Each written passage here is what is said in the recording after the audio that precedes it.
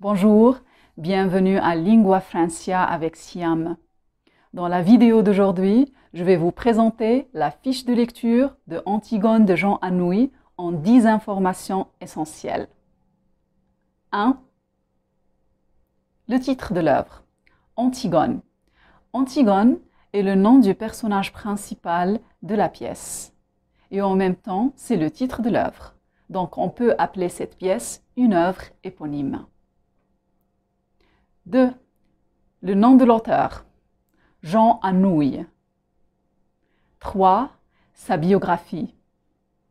Jean Anouilh est né à Bordeaux en France en 1910 et décédé à Lausanne en Suisse en 1987.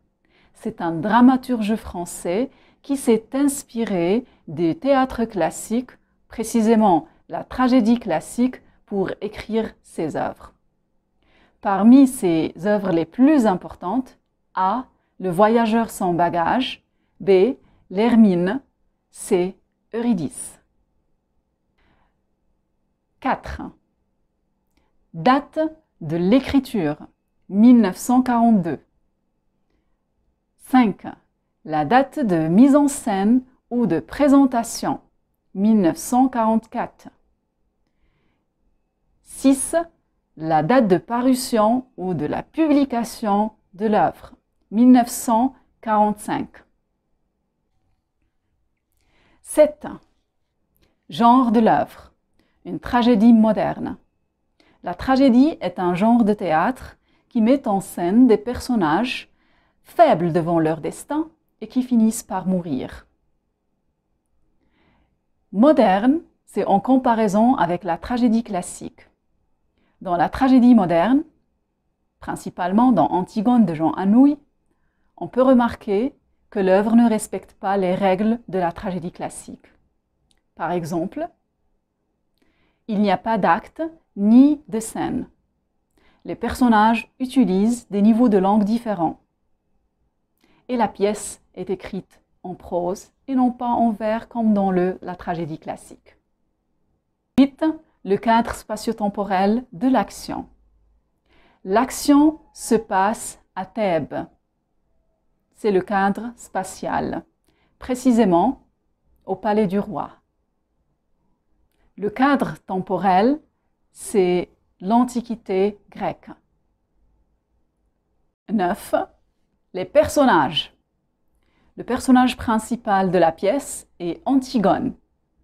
Les personnages secondaires, Créon, Aimant, Ismène, Eurydice, la nourrice, Légarde, le page, le chœur, le messager et le prologue.